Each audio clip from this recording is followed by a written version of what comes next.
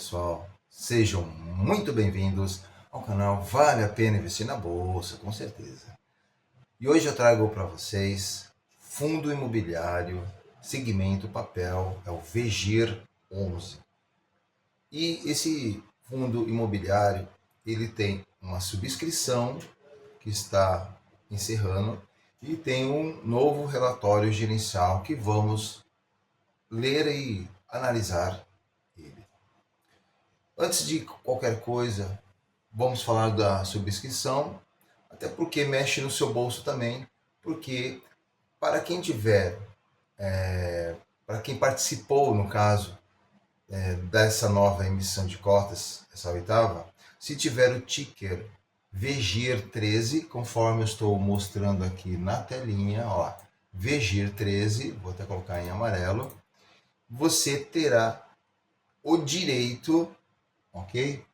A um pagamento, olha lá, de rendimento. Exato, tá? Mesmo que for centavos, mas você tem direito sim, tá? E essa informação do valor do rendimento será no dia 11/9, a divulgação. E, no caso, essa emissão foi muito bem sucedida, inclusive conseguiu captar aí quase 304 milhões de reais. A quantidade de cotas que foram integralizadas, né? Exatamente 31.584 cotas, tá? Vou colocar aí um verdinho aqui. Muito bem. No caso, pessoal, esse daqui é um fundo que o objetivo dele é o quê?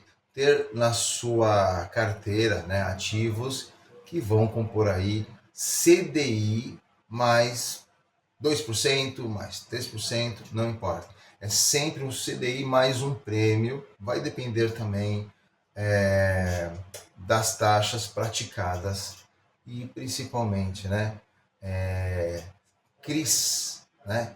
A composição maior desse fundo são as CRIs. Então, vamos a esse relatório. O interessante é que esse daqui é um fundo que eu digo diferenciado, porque na sua composição ali você vai ter CRIs, só que não são CRIs comuns como as pessoas pensam, né?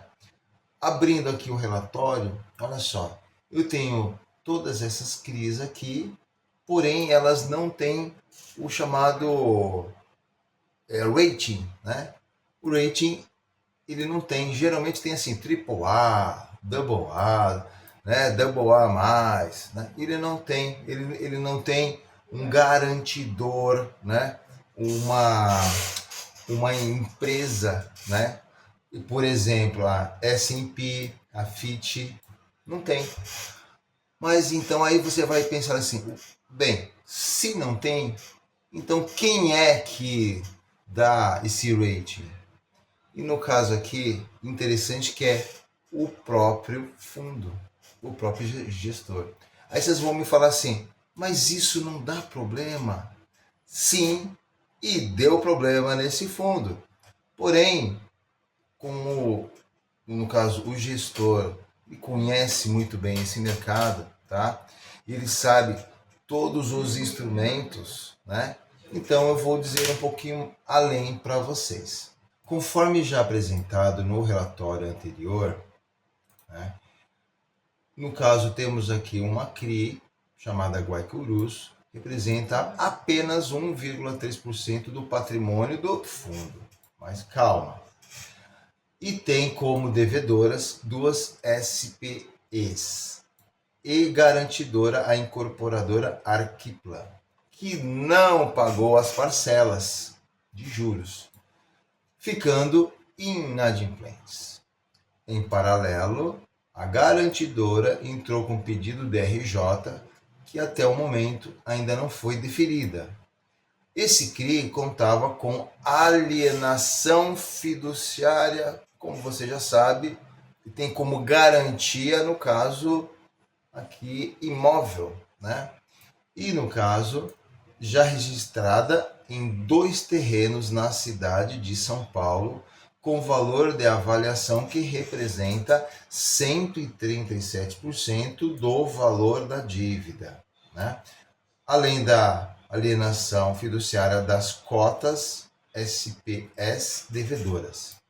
Importante esclarecer que, graças a todas as garantias registradas e a rápida ação da gestora para a solução do devido caso. Muito bem. Basicamente, é o seguinte, foi acionado aqui essa garantia, tá? Quando é feito assim, você não tem o intermédio aqui de um juiz para estar avaliando o caso. Não, já está em contrato isso. Então, a alienação fiduciária é automático. E com isso, sim, tivemos problemas e foi solucionado. Agora, o que o fundo tem que fazer agora, essas SPS já são aqui do fundo e vai estar fazendo o quê? A venda desses terrenos. Basicamente é isso. Então, a parte que cabe, ele vai vender, mas calma aí, vai vender, né? Aquilo que cabe ao fundo, o fundo vai receber e o pequeno excedente será devolvido. Nada mais que justo, não é? Então fique bem esclarecido esse ponto. E vamos lá. Então, esse daqui é um fundo que fez algumas alocações, no caso que foram 53 operações, né? Interessante essa parte. O fundo possui um total, olha que coisa diferente, hein, que você está vendo comigo. Possui um total de 52,7 milhões em operações, olha só, de venda e recompra futura de CRIs compromissada reversa, né? Custo médio de CDI mais 0,80. Muito bem. Instrumentos de caixa. O que significa isso? Significa basicamente o seguinte: é feito uma CRI, nesse caso aqui, olha lá, nesse valor, tá? Essa CRI ela tem uma garantia, ou seja, o emissor, né, mandou, foi criada essa CRI, porém no instrumento de registro é colocada uma cláusula ali em que ele tem que fazer o quê? Ele tem que recomprar, tirar do mercado essas CRIs que ele emitiu. É chamada garantia de recompra, ok? Ah, mas o fundo comprou isso daqui, mas o fundo, calma, o gestor ele sabe disso. O que vai acontecer? Conforme o instrumento, até 12 meses, tá? O emissor pode pedir essas CRIs de volta. É contrato.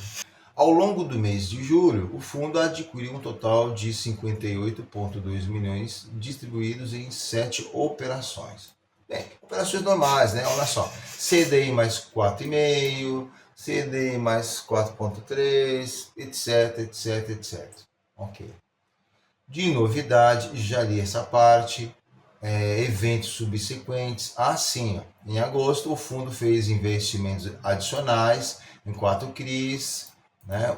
No caso que é CDI mais 5,8% ao ano, ótimo, né? Ótimo mesmo. Ou seja, o prêmio é 5,8%, acima do CDI. O que mais? O fundo distribuiu, no caso, 10 centavos como rendimento. O pagamento ocorrerá em 19 de agosto. Normal. O que temos aqui, isso dá no caso, o fundo, tá? Palavras do gestor, o fundo ele está rentabilizando um total aqui no mês de julho, fechamento julho, de CDI mais 1,44%, tá? O ano exato, tá?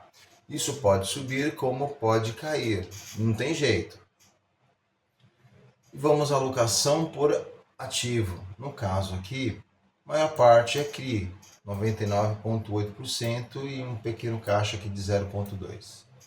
O indexador é CDI 98,7% e IPCA 1,3%. Com relação a essas CRIs, elas são adquiridas, né?